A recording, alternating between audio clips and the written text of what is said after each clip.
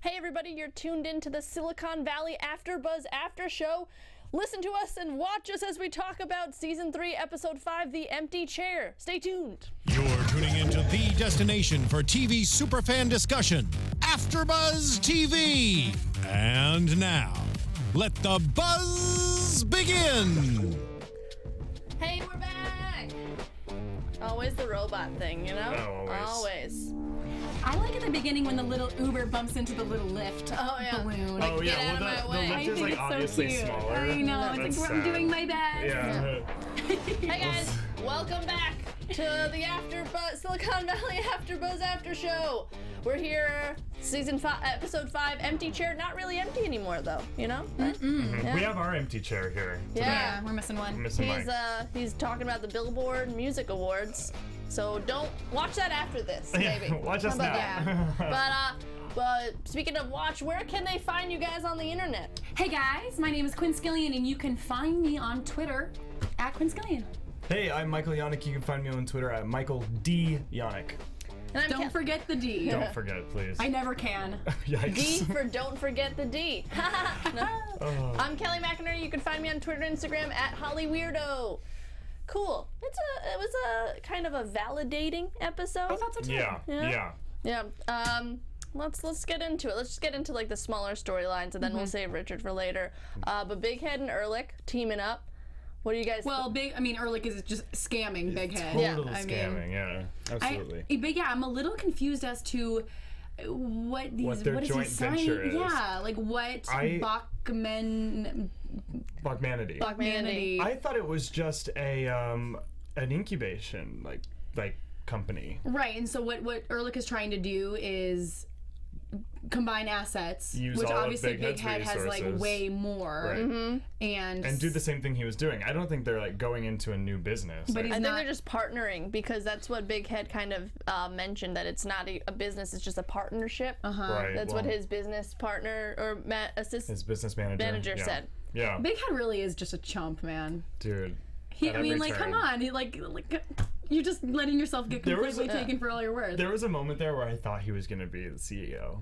I was like, Me too. oh my god, he's going to be the CEO, because that's just how Bighead rolls. But I thought maybe it was going to be the kind of thing where Lori was going to make Bighead be the CEO and just kind of get to be like a lame duck for Richard. Yeah, be a puppet. Be a puppet, and that way Richard would still be basically making all the shots, but Lori wouldn't have to go and be like, definitely what I thought was going to I happen. made a mistake, I shouldn't have fired Richard, and all that kind of stuff. That would have been a great idea, Lori Bream. This one's better though, him as the CEO. Obviously, but we'll talk about that in a set. Like, let's save the best for last. Yeah. Kind of. Heck yeah. I do want to mention though, I guess that's kind of saving it for later too, but when Bighead told CJ, the news reporter, about Gavin Belson scrubbing the internet, didn't he sign a non-disclosure agreement? When do you think he did?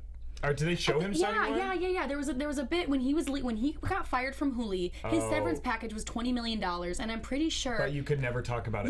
He signed an NDA. I think you can't talk about any bad stuff about Hooli. I don't think it included like you can't talk about Gavin Belson scrubbing the internet. Yeah, maybe not. I think it's just like you can't just speak bad words about us. Okay, I was wondering if maybe he was putting like his severance package at jeopardy by like it saying could come back and bite him. Maybe not. I don't know. Just maybe Gavin will probably try.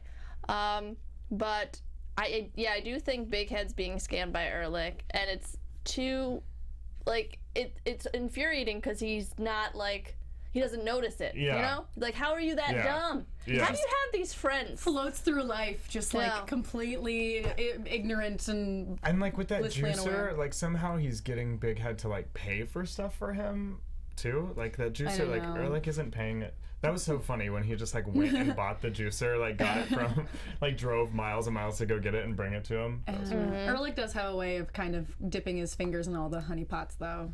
And it works for him too. It's great, like, to a certain extent at least, because he's where he is. Well, he combined all his assets with Bighead besides his one lucrative one, which is Pied Piper. Yeah. Right, yeah. But Bighead hasn't signed it yet, right? Or did he sign? He was signed it. Then he showed that he had all those different signatures. Yeah, you're right. But then he was like, it won't hold up. He even said that. He's like, this won't hold up. Yeah. So that's not official yet. We're going to have to maybe wait another episode to find out. Yeah. Yeah, maybe.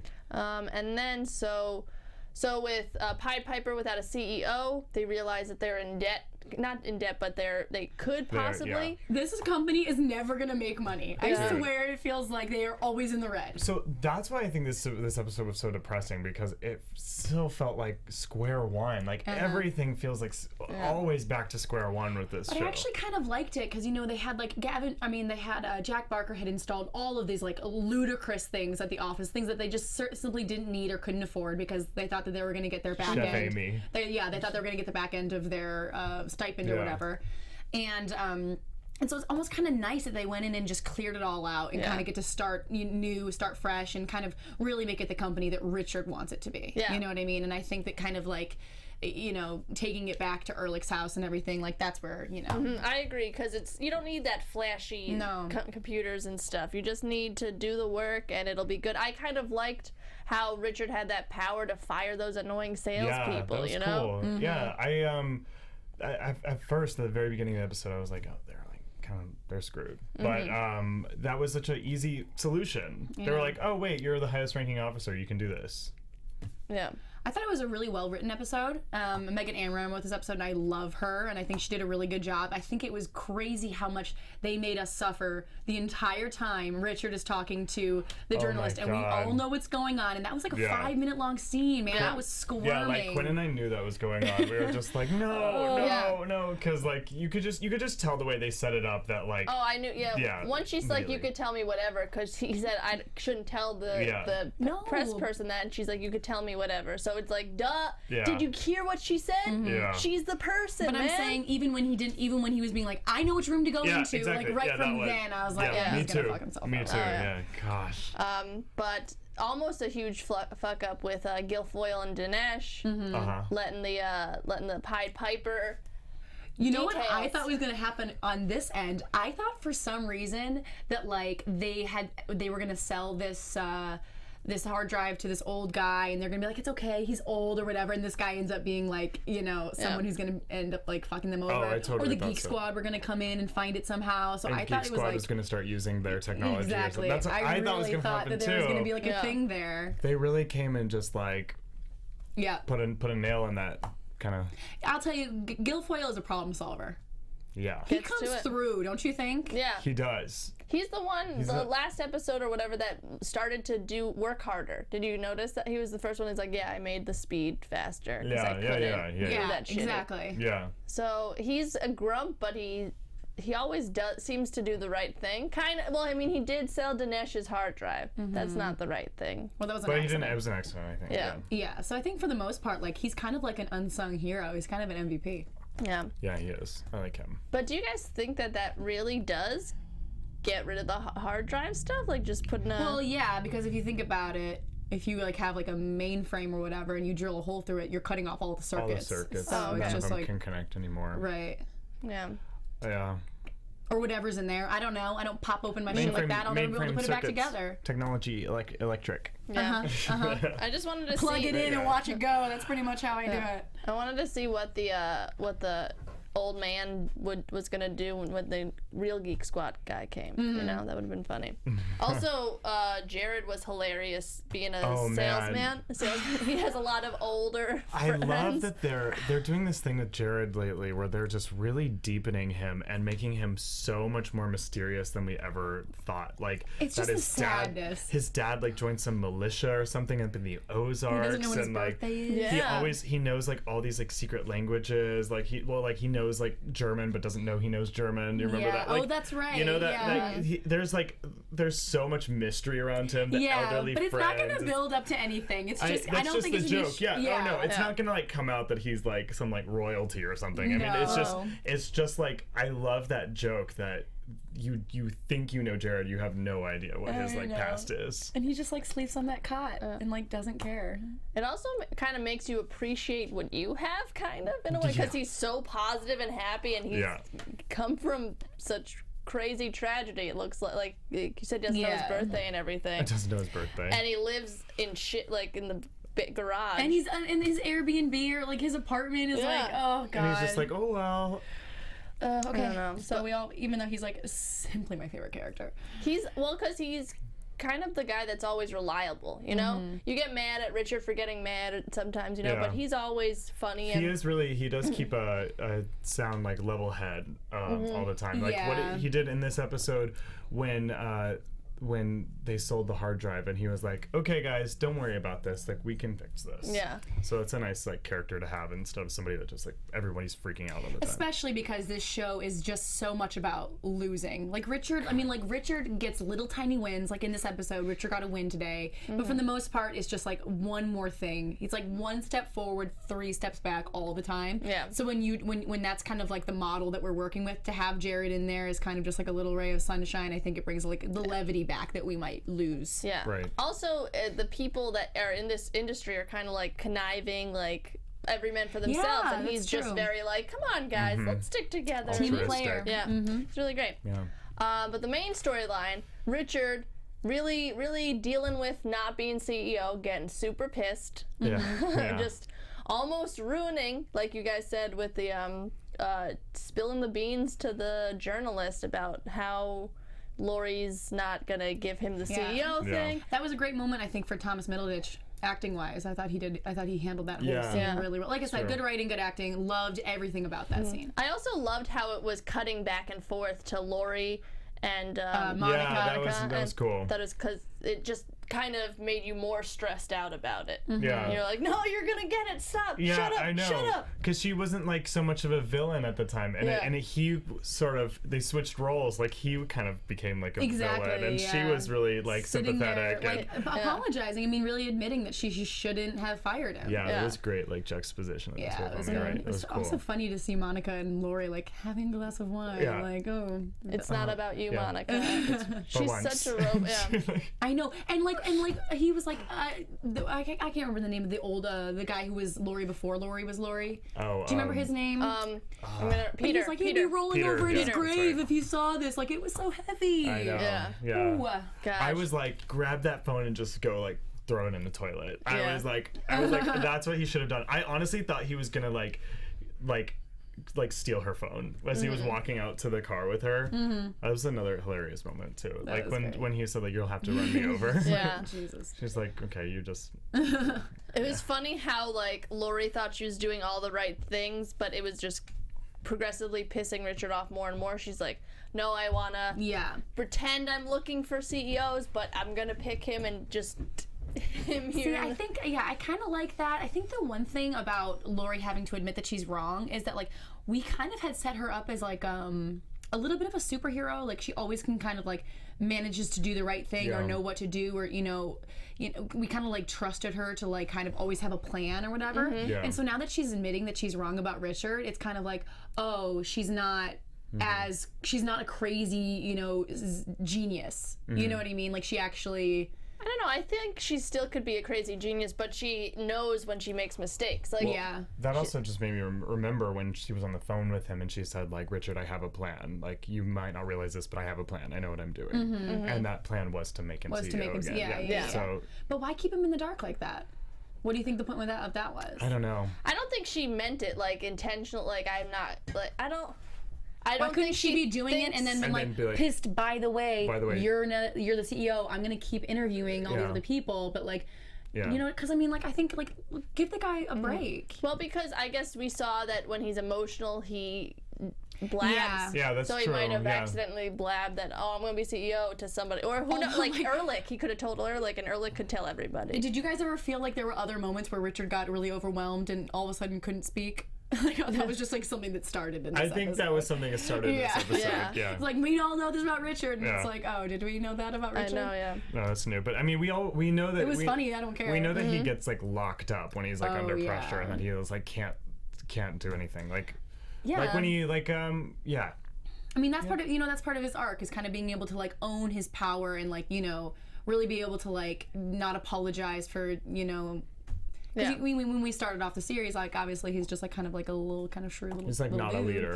And now look at him. He's he's learning how to be a leader, and Right. And so he almost ruins things by telling the press lady all this stuff, the journalist all the stuff. But eventually we do see that Bighead sometimes is good.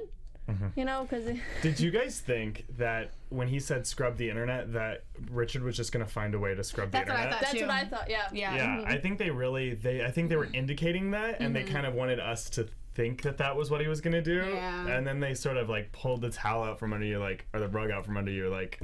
That was a really great solution. It was a lot easier of a solution. But so now we can just like, we can rest easy that this journalist isn't going to come back and use this story later. I don't know, because she had it on her phone, so you never know. I don't really trust journalists, you know? No. And she's a new character too that we might be keeping tabs on. She might come in. Yeah, and out it did in the seem like future. she kind of got a pretty big introduction. It would be weird if we didn't see her again. Yeah.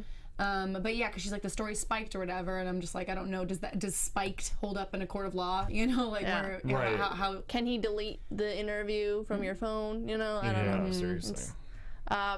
So it ended kind of on a nice note. They are hiring engineers outsourced. They seem to know what they're doing, which is odd for this show, I know. considering it's always like something's gonna backfire. I think we needed like a little moment of reprieve because we worry about Pied Piper a lot. So it's nice to leave an episode kind of being like, okay, we can close that, and then whatever else is gonna fall to shit next week or whatever. Well, I think they knew what they were doing because they just got back to engineering.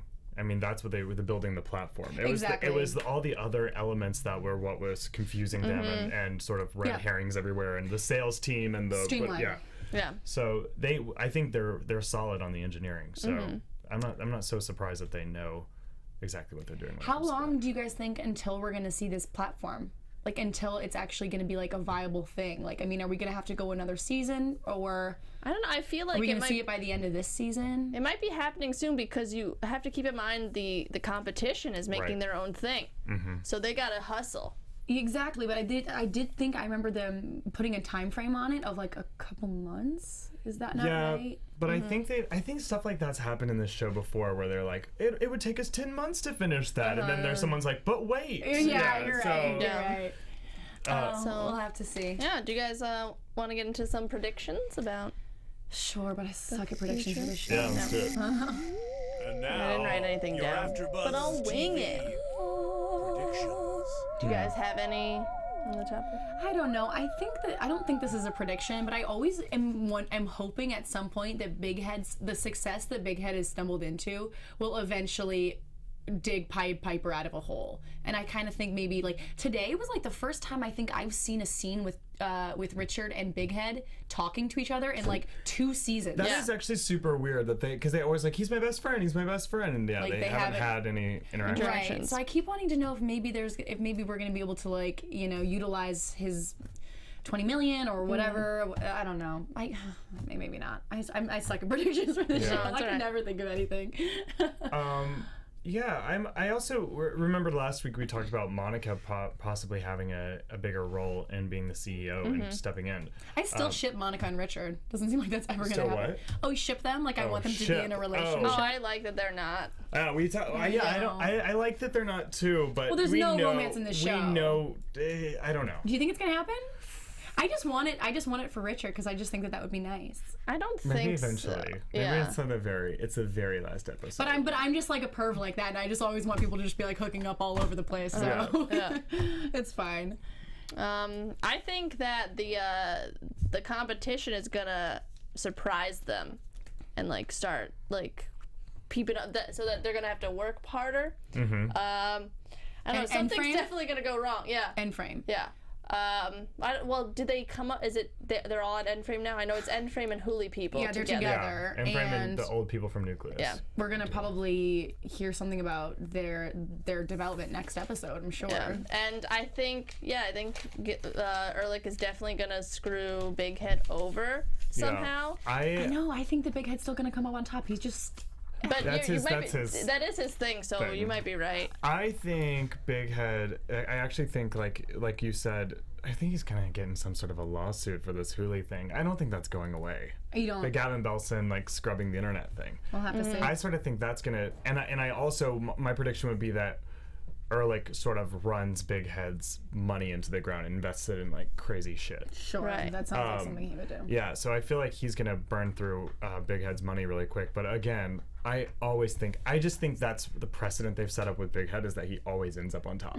So no matter what, I see Erlich spending a lot of Big Head's money. I do feel like the writers have like this tongue-in-cheek thing about like, look at some of the idiots that are running Silicon Valley. You know what I mean? Making millions and millions of dollars, and they literally can't write like a line of code. Yeah. You know what I mean? Yeah. But before we go, Quinn, do you have a live read over there? What do you want to talk about that? Okay. Oh, so what is? I don't know what this is, y'all. Is it a live read? Mm-hmm. Yeah. Cool.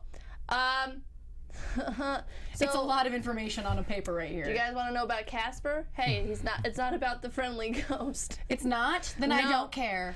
It's a perfect mattress that will help you wake up feeling refreshed and ready to go. Sounds like Richard needs it because he has those sweats, you know, sometimes. Yeah, night sweats. It's a obsessively engineered mattress at a shockingly fair price. It combines springy latex and supportive memory foam to create an award-winning sleep surface. Man, I'm already tired. I'm I want to exhausted. sleep. Yeah. Free shipping and returns to the U.S. You could actually try it 100 nights risk-free in your home. If you don't love it, they'll pick it up and refund everything. Made in America, Right on. like us. Just like us. So we have a special offer for the listeners. You get $50 towards any mattress purchasing by going to casper.com/AfterBuzz. Use the promo code AfterBuzz. Terms and conditions Love a good apply. promo code. Just check that out. I know it's getting late on Sunday night. Maybe you need a new mattress. It'll be cool. So yeah, it'll be. I'm excited to see what's next in store for Pied Piper. Me too. Yeah. Until next week, though, where can we find you guys on the internet? You guys can find me on Twitter at Quinn Scillian. You can find me on Instagram at Quinstagram, and add me on Snapchat at Quapchat. Yes, I hate that name. Wow. I didn't know you couldn't change it. But you make up for it with Quinstagram. Thank you. My name is Michael Janak. You can find me on Twitter at Michael D. Janak. And if you take out the D, you can find me on Instagram at Michael Janak. Never. And I'm Kelly McInerney. You can find me on Twitter and Instagram at HollyWeirdo, or Snapchat with Kelly McInerney, but with 3 L's. Whoa. That's it. Kelly. Yeah, Kelly McInerney was taken. Awesome. So, yeah. All right, guys. Catch you next time. Bye.